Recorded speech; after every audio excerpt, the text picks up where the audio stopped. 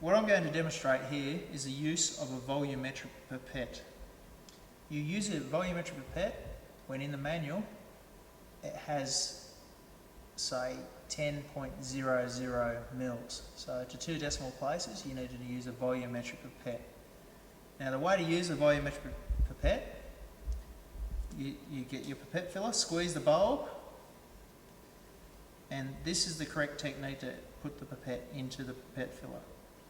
You hold it at the blunt end and you just put it in, no need to shove it in firmly, you just put it in firmly and it can hold.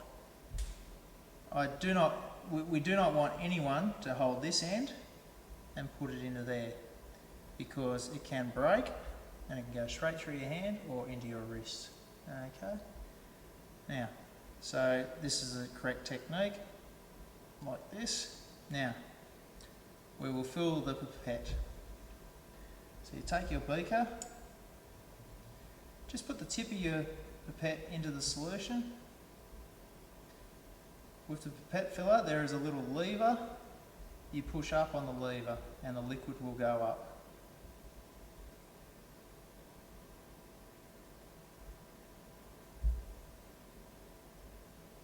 You overfill, you go past the line, which is just there. That is the 10 mil mark. There is only one mark on a volumetric pipette. In this case it's 10 mil. You take the tip out of the liquid, wipe the tip with a tissue. Now you get the bottom of the meniscus down to the line. Now you need to line up your eyes with that line. So you either bring it up the beaker to your eye level, which is the way I prefer to do it, and you push down lightly on the lever and the liquid will go down. You need to make sure the tip of your pipette is not in the liquid when you're doing this.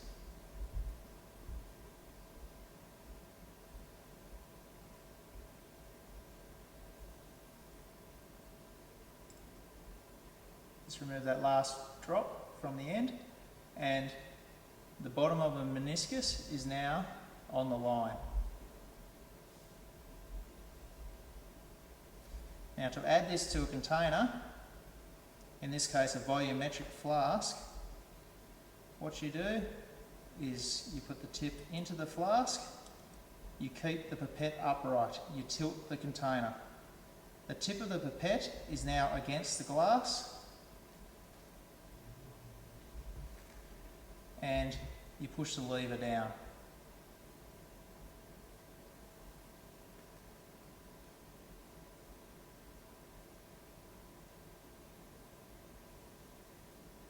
Now often on a pipette you will see EX plus 15 seconds. That means expel plus another 15 seconds to drain the pipette correctly. Now you may notice a small amount left in the tip of the pipette. There is a very small amount there. That is meant to be there. So do not remove that. That has now delivered 10 mils into this 50 mil volumetric flask. So put that aside. Now we will fill the volumetric flask. You will come across deionised water bottles. They often have a fine tip on them, so you can remove that tip to rapidly fill the volumetric flask, making sure you do not go above the line marked on here, because that is the 50 mil mark.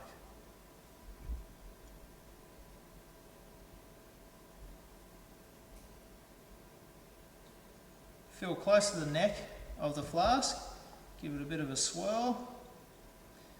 Now you need to get it to the mark. It's very hard to do with these wash bottles. So you take a beaker, a labelled beaker with deionised water in this case, and using a transfer pipette, one of these plastic pass pipettes, you then make it to the mark, what we call making it to the mark.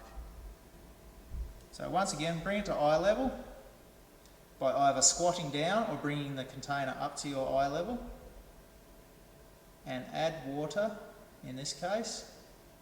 So the bottom of the meniscus is on the line. That is now 50 mils in this flask. To mix a volumetric flask, you put the cap in. Never use your thumb, always put the correct fitting cap.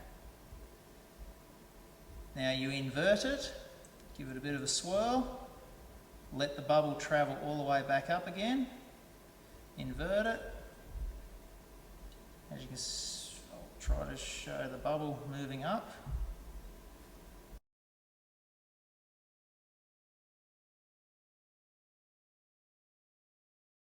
This is a proper turnover of liquid and making sure the mixture is correct.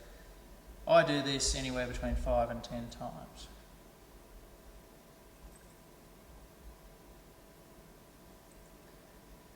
Now the reason you need to mix in this manner, if I did not invert it, you would have different layers of concentrations all the way through this body. So if you took some from the top and then you want to do a replicate for analysis and you put the pipette in deeper, you would have totally different results for the same solution. So that is how to pipette using a volumetric pipette and transferring into a volumetric flask. Now there are other sorts of pipettes. There are graduated pipettes. As you can see, this has a lot of markings. The top is 0 and it moves down 1, 2, 3 down to 9. This is a 10 mil pipette. It's the exact same technique for fitting it to the pipette filler and for filling it. Graduated pipettes are used for less accurate analyses. So if it says 5 mils, you can use a 10 mil graduated pipette to do 5 mils.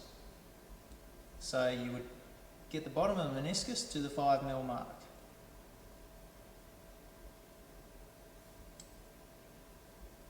And that would be correct. Okay, exact same method for emptying the pipette. Just against the glass, keeping the pipette in an upright position, pushing the lever down. Once again, you'll find there may be a little bit of residue in the bottom of the pipette. This is what is meant to happen.